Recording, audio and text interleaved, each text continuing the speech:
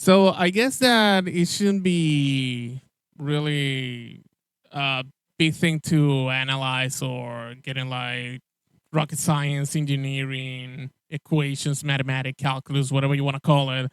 The Gamescom 2025 is one of the biggest event in gaming.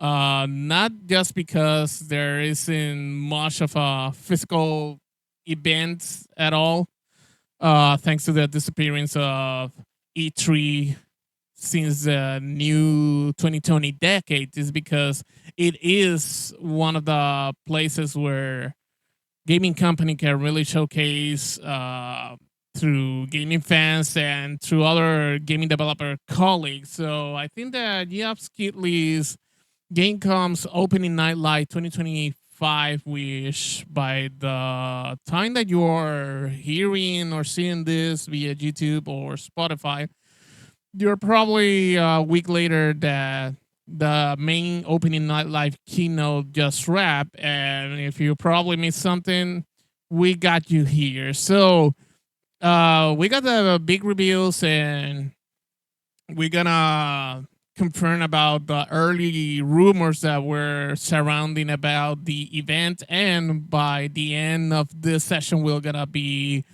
discussing a little bit about the rumors that didn't go through or went partially. So I think that it's fair to say that Call of Duty Black Ops 7 is the one that kicked off the event along with Activision with a full throttle trailer for Black Ops 7, confirming that the game is slated to be released on November 7th.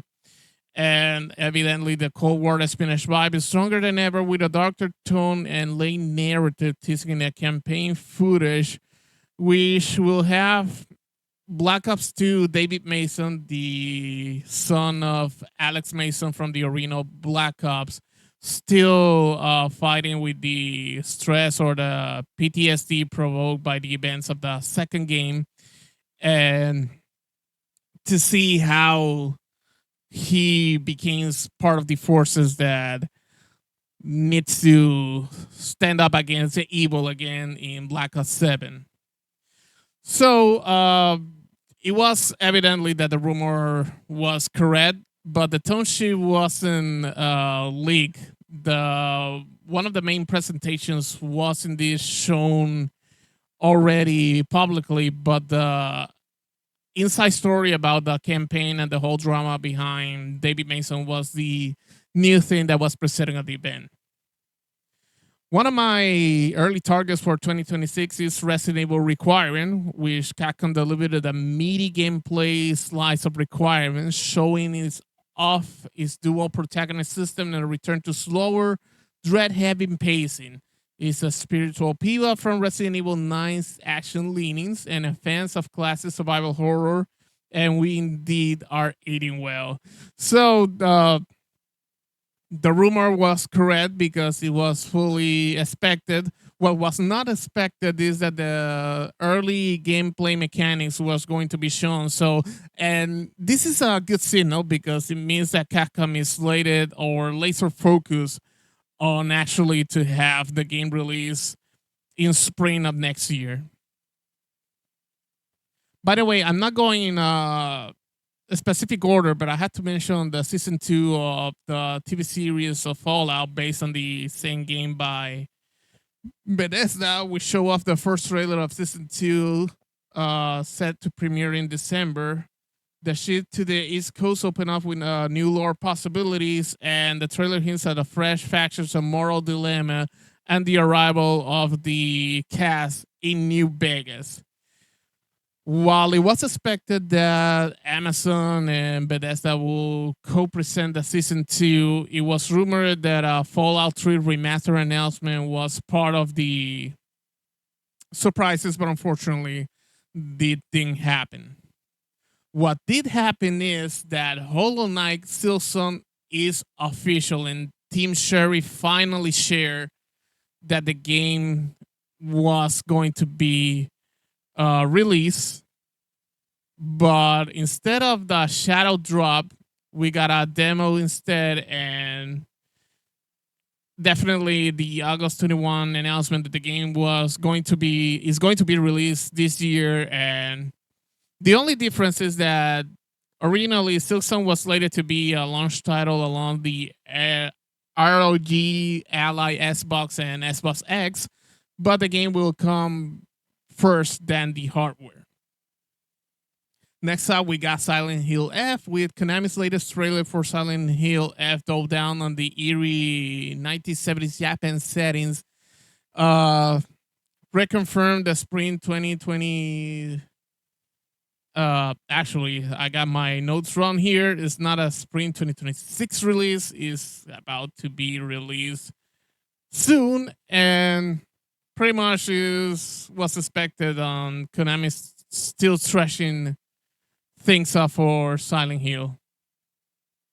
Next up, we got Koei Tecmo with Ninja Gaiden 4 out of nowhere made its debut with a brutal gameplay trailer, fast, fluid, and unapologetic violent, and that's always welcoming.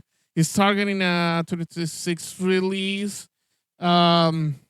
Actually, this was kind of a surprise. There wasn't no early rumors about new trailer and announcements for Ninja Gaiden 4.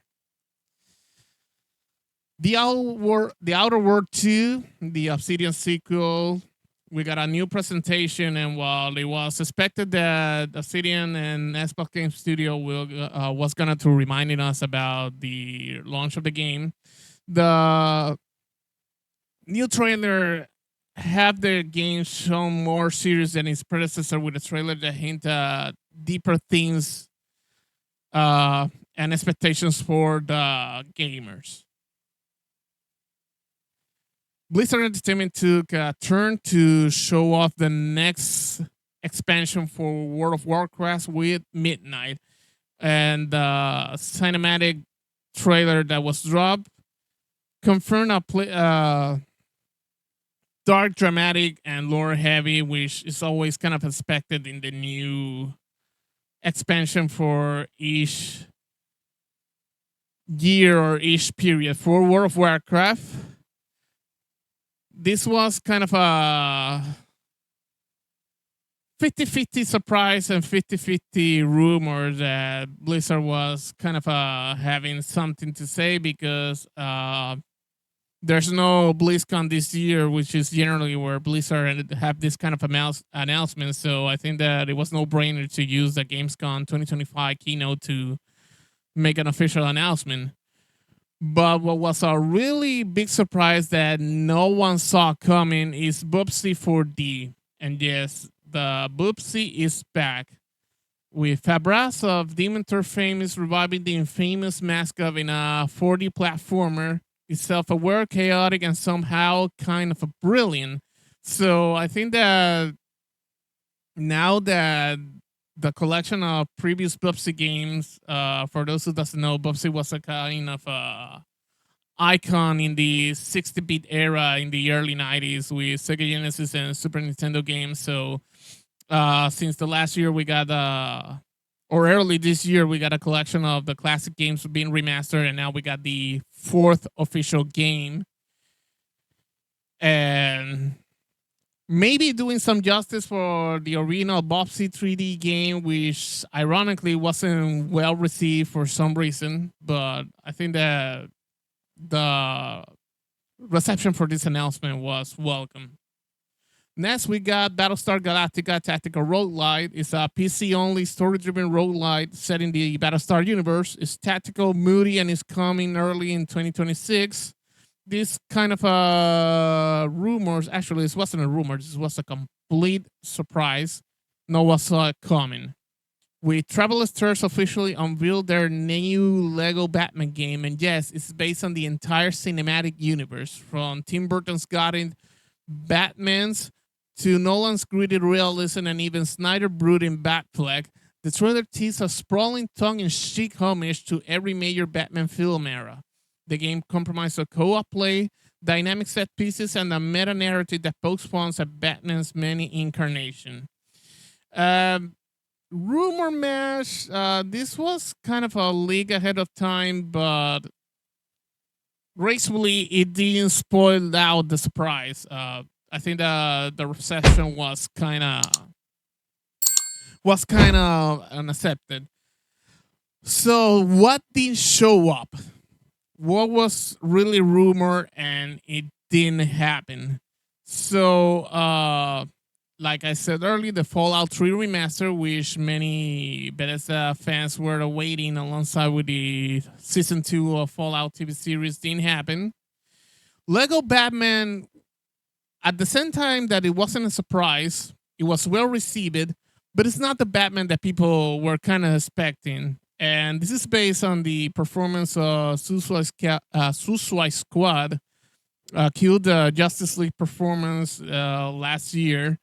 So it was expected that Rocksteady Studio was kind of ready to showcase that they're returning with a new original Batman game to at least kind of a face cleaning. Because interestingly, Gotham Knight, which is not a Rocksteady Studio game, kind of aligned with the storyline of Arkham Saga, which I will not spoil here. And many people kind of disagreed that the whole Suicide Squad Kill the Justice League game was actually part of the Arkham universe. And by bad luck is the game that has to be like this big failure critically and by popularity. So I think it was fair that people had expectations that Rocksteady Studio, which is a fact that they're working on a new solitary game, well, it was fair to say that people did believe that there was actually a new Batman game in development, or the solitary game or campaign only game was actually a new Batman game. So that was the other thing that didn't happen, and the Hollow Knight Silksong Shadow Drop, which was and I think that the suggestion that it was going to be Shadow Drop is the same thing on why the Rock Alley Xbox hardware was kind of the star, the protagonist of this year's Gamescom, because that's what everyone was talking about in social media. The new hardware by Asus alongside with Microsoft to have a portable Xbox device, originally announced to have Silksong to be one of the launch game.